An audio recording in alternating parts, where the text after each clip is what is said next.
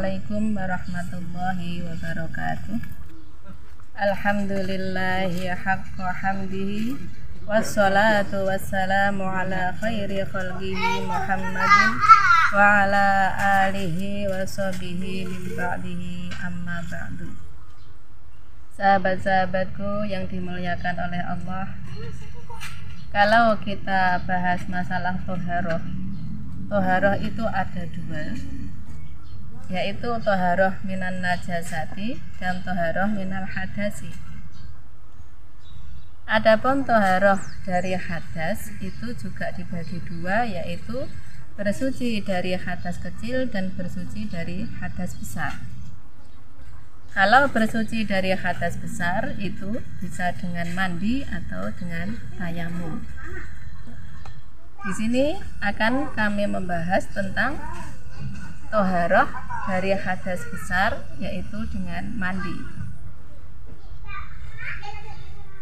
Mandi itu sendiri secara syariah, secara syar'i, yaitu mengalirkan air pada seluruh badan dengan niat.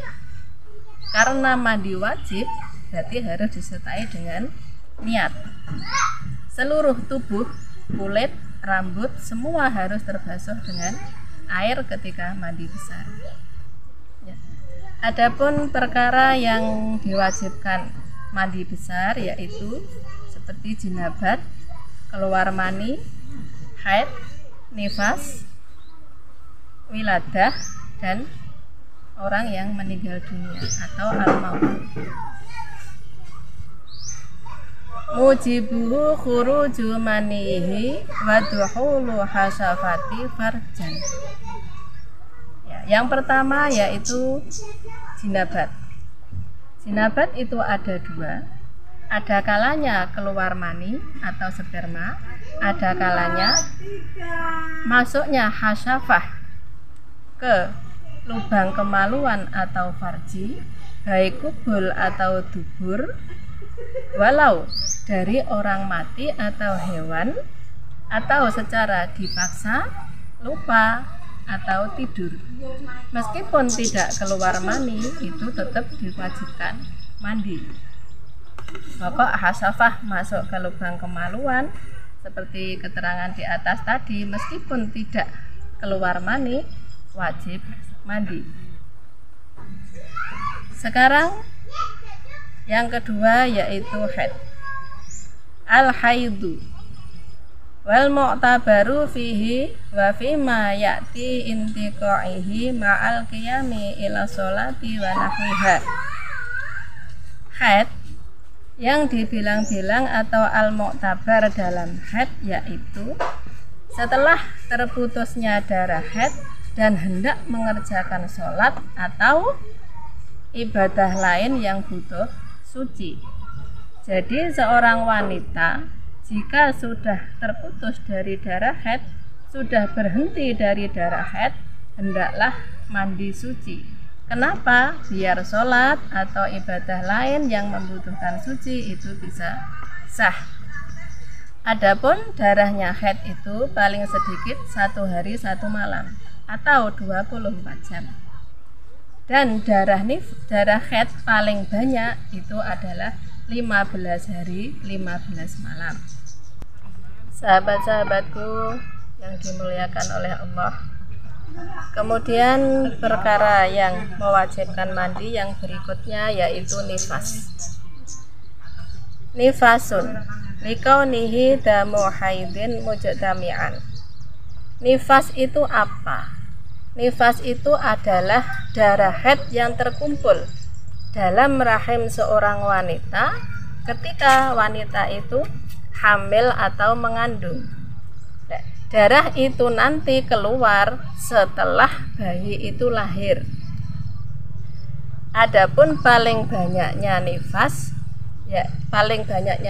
yaitu 60 hari 60 malam. Dan paling sedikitnya nifas cuma 1 tetes. Paling sedikitnya nifas. Dan termasuk yang mewajibkan mandi pula yaitu orang istihadah yang bingung atau biasa disebut dalam kitab I'anatun Nisa, yaitu mustahadhah mutahayyirah, wanita yang istihadhah dalam kebingungan. Bingungnya itu apa? Karena dia lupa kebiasaan haid sebelum istihadhah, dan dia tidak bisa membedakan warna darah, mana darah kuat dan mana darah lemah. Nah, darah itu sendiri untuk penentuan mana haid, mana istihadhah. Makanya kita sebagai seorang wanita yang hati-hati dan yang teliti, ketika kita haid, catat tanggal berapa haid, jam berapa haid. Begitu pula ketika suci, catat juga tanggal berapa suci, jam berapa suci. Apabila nanti mengalami istihadhah, kita tidak disebut sebagai mustahadhah mutahayyirah, sebab ada atau mengetahui kebiasaan haid sebelum istihadhah. Sahabat-sahabatku, kemudian yang perkara diwajibkan mandi pula yaitu melahirkan. Melahirkan ini walaupun tidak melahirkan bayi secara sempurna, biasanya kita sebut dengan keguguran atau miskram, itu juga tetap diwajibkan mandi besar. Mandi itu wajib sebab keluarnya air yang menjadi terciptanya anak. Maka melahirkan itu adalah lebih berhak atas hukum itu. Kalau keluar mani saja wajib mandi, apalagi melahirkan. Kemudian yang terakhir, perkara yang menyebabkan mandi yaitu al-mautu atau meninggal dunia. Sebagaimana telah ada di hukum syariat kita, syariat Islam, yaitu ada kewajiban-kewajiban bagi orang muslim atas jenazah Islam, yaitu termasuk memandikan sebelum mengkuburnya. Sahabat-sahabatku yang dirahmati oleh Allah, demikianlah tadi bahasan kita tentang perkara yang mewajibkan mandi, dan apabila ada kurang dan salah dalam kami menerangkan, kami mohon maaf yang sebesar-besarnya. Semoga saja bisa barokah dan manfaat bagi kita semua. Selamat menunaikan ibadah puasa Ramadan. Semoga amal kita diterima oleh Allah Subhanahu wa taala. Wallahu a'lam bishawab. Wallahu muwaffiq ila aqwamit thoriq. Wassalamualaikum warahmatullahi wabarakatuh.